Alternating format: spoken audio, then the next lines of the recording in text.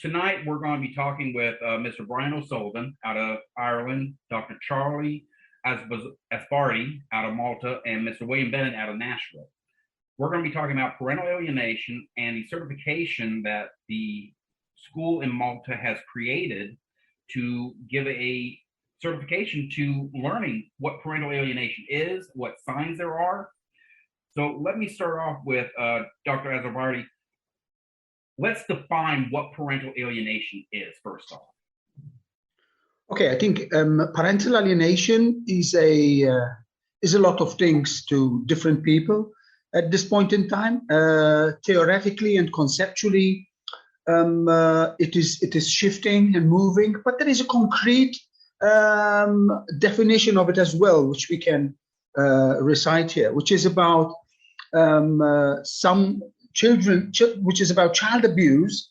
It's about one of the parents or one of the carers making everything possible to alienate a child from the other parent. But that's a very crude definition, because it involves then many different ideas about symptomatology, about effects, about effect on the alienated parent, about the child, and so many different kind of signs and symptoms that people measure in different ways as well. So in a way, it all started off in the legal context, but it moved into the social and therapeutic context very quickly, obviously, because the damage needed to be repaired. So it's a very complex definition. There's no one simple way of saying this is a parental alienation. But that's obviously from my perspective. If you ask Bill or if you ask Brian, probably they will come up with something different as well. But this is very interesting as well. Okay. I'm going to read a couple of numbers here that you have on your website, which is parentalalienation.eu, is that in the country of Ireland, approximately 327 children are affected by parental alienation. That in the United Kingdom as a total, 4,528 children are affected. In the European countries, over 50 million children are affected by parental alienation. And here in the United States, 22 million children are affected by parental alienation. And these are some very large numbers. So one of my questions is how damaging is parental alienation actually? For it to be such a large subject and for these large numbers to be put out there. Sure. So let me just say that those numbers were extrapolated from a well-known study conducted by Dr. Amy Baker. And from memory, it was a study that she conducted across the general populations of Canada and the US. Let me just say that. Actually, Brian, I just need to correct you. It was Jennifer Harmon. Oh, my apologies. And Nicholas, just to clarify, those numbers actually refer to alienating behaviors, the frequency in which alienating behaviors occur in families, and that's what the parent is doing to brainwash the child or remove the child from the other parent. And actual parental alienation in the child is less frequent than those numbers, because there are lots of divorced families. There are alienating behaviors, but only a small number of those involve the child becoming alienated from the other parent. But I'm pretty sure that's what those numbers represent. That's why it seems like a high figure, because it's really talking about alienating behaviors between the parents and not children themselves becoming alienated. Okay. If I recall, a few years ago, the World Health Organization actually applied parental alienation in their book of illnesses, but then a year later took it out. Is this parental alienation, is this a disease or an epidemic that we're looking at here for the World Health Organization to adopt it and then to remove it? So from my perspective, and maybe Charlie and Bill might want to jump in afterwards, from my perspective, it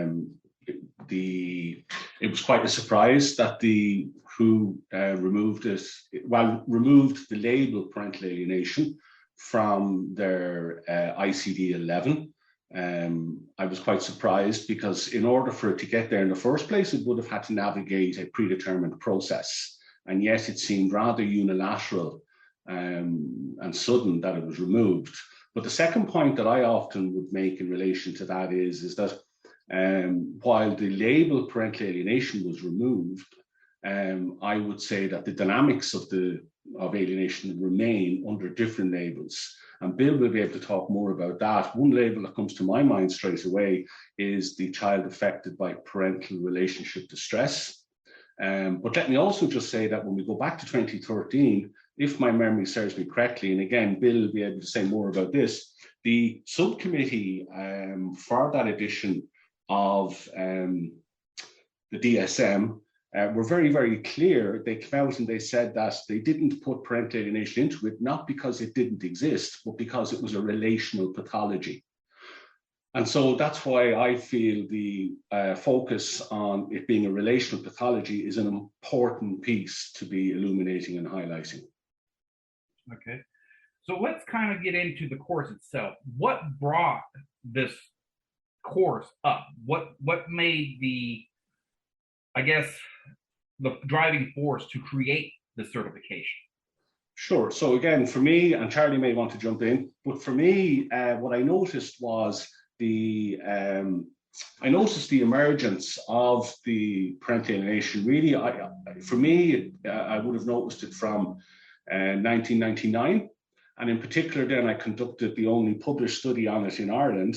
That commenced in 2013 and finished in 2016, exploring the lived experiences of alienation by the parents in particular at that time. So what I noticed is that there was a lot of professionals out there across the social, legal and mental health spectrum who didn't seem to have a lot of awareness around this.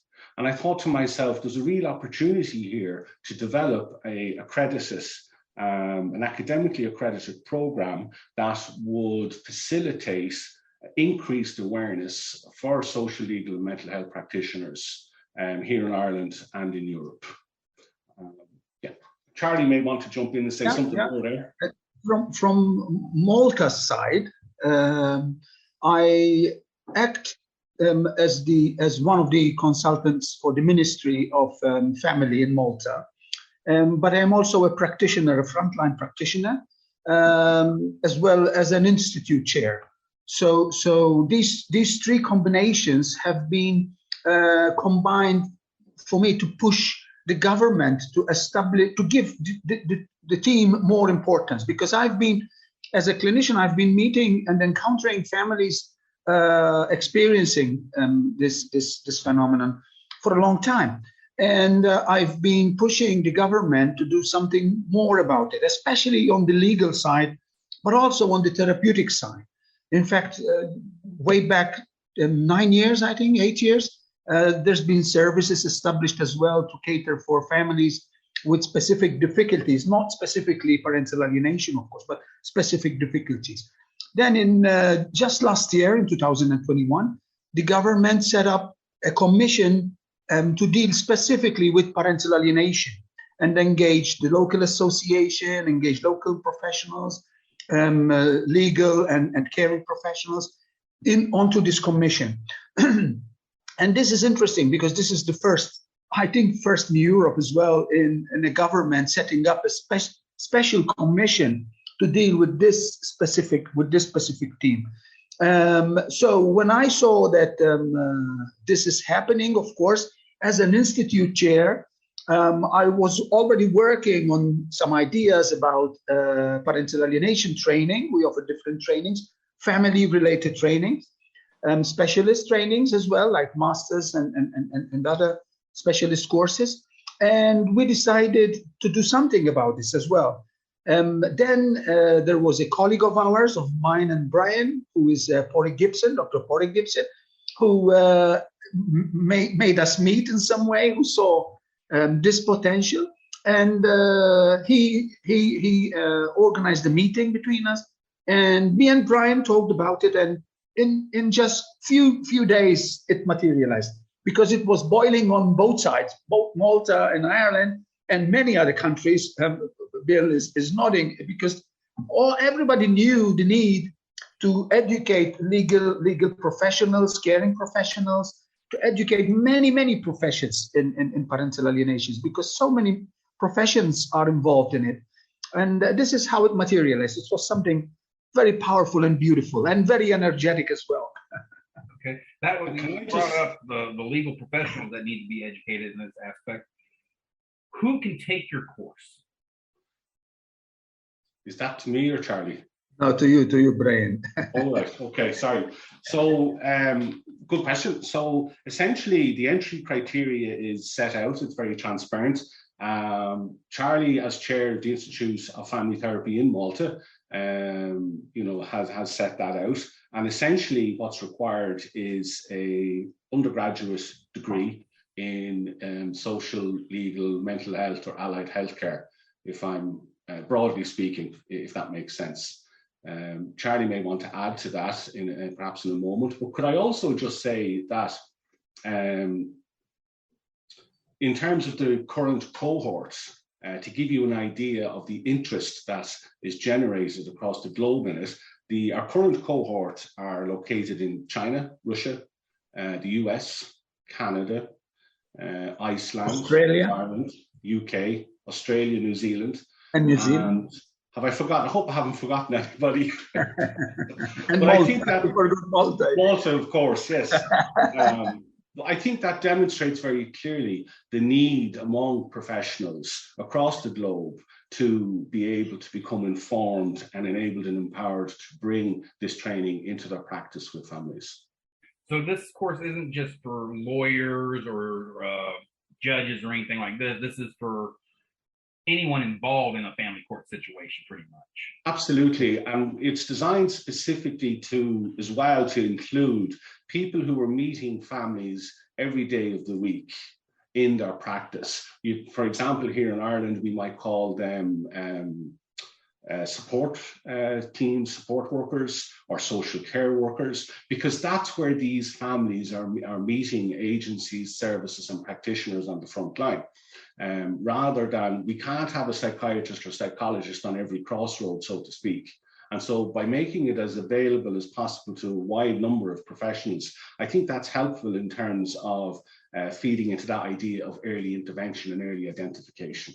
Okay. Yeah, and also, if I may add something, the course is now being expanded. I am redesigning the whole thing again to expand it. I think eventually it will end up being a specialist course, a master's in parental alienation. I think the field deserves to have specialists in it.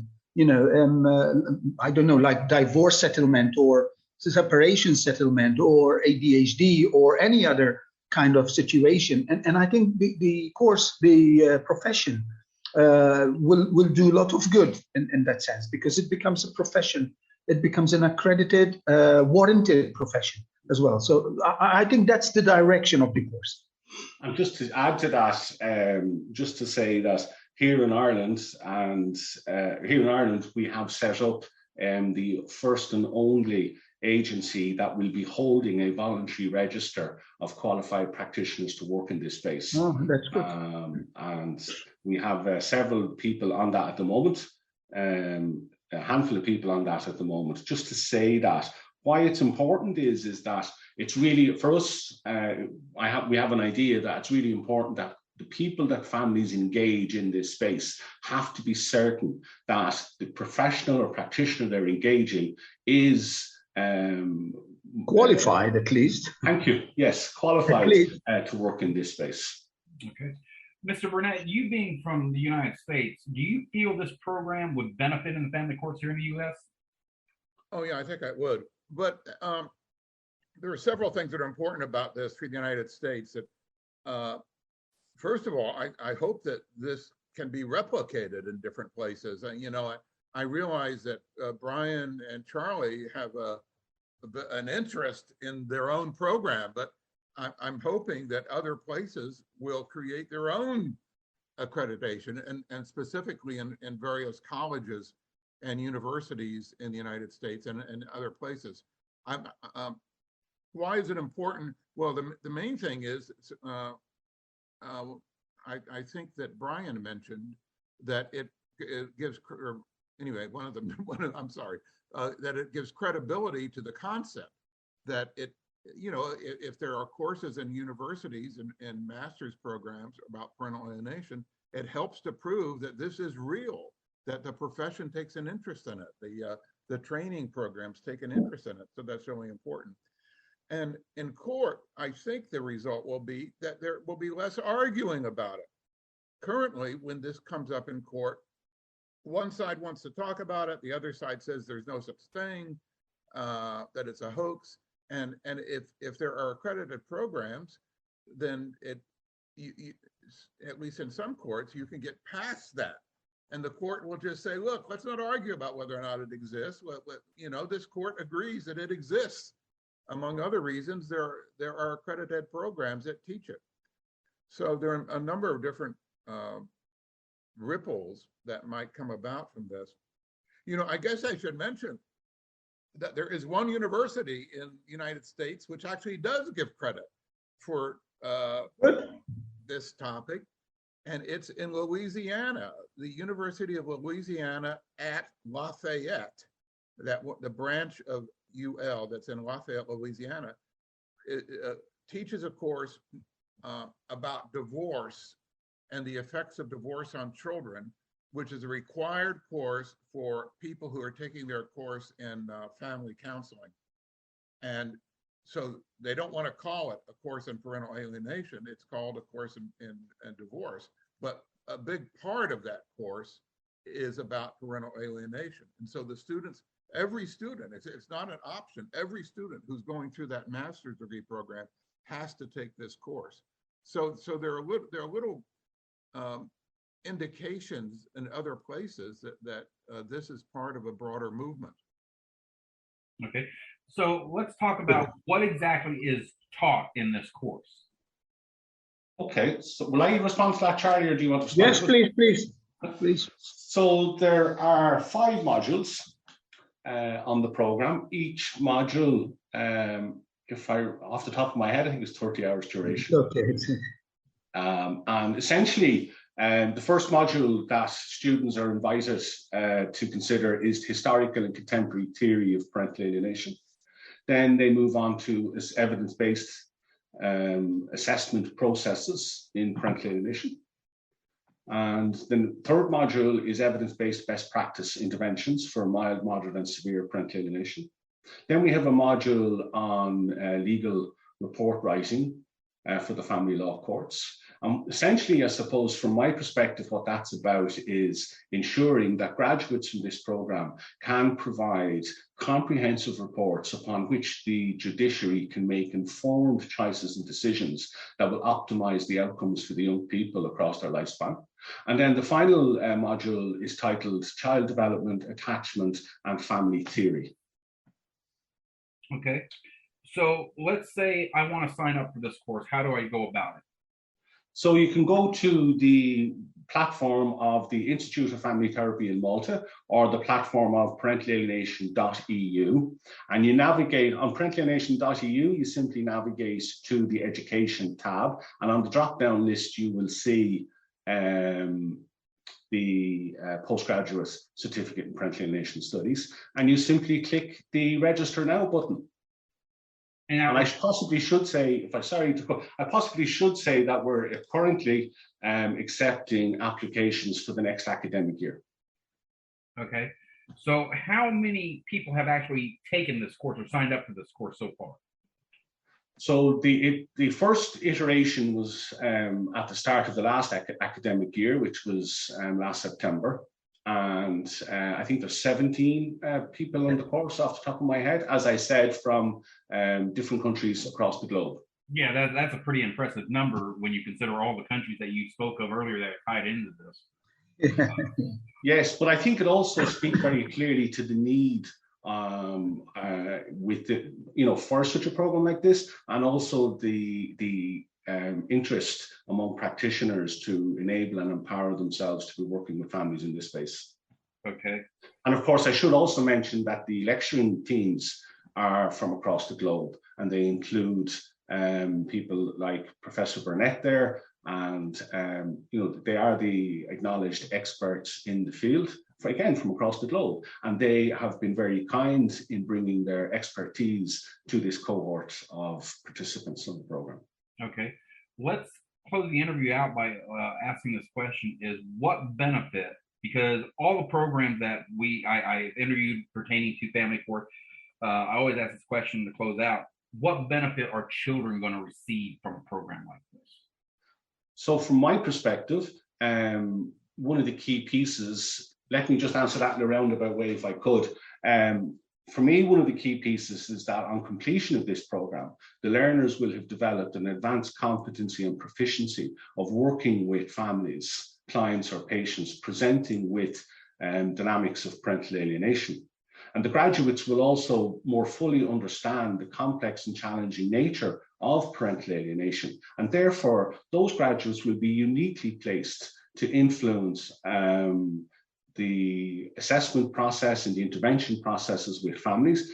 And it is within that space that we are optimizing, in my view, we are optimizing the outcomes for young people across their lifespan, because these families are now meeting an increasing number of informed practitioners as early as possible. But in addition to that, the graduates will also be uniquely placed to influence policy, procedures, and practices in the workplace, in the community, and wider society. Okay. Dr. Azzopardi?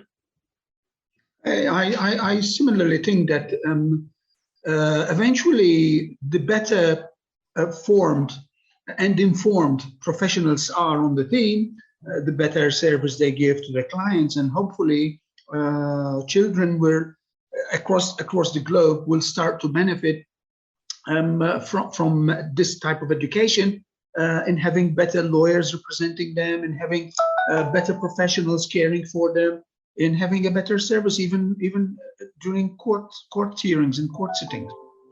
Okay. Professor Burnett? I think it's really urgent for children to get the right intervention earlier rather than later.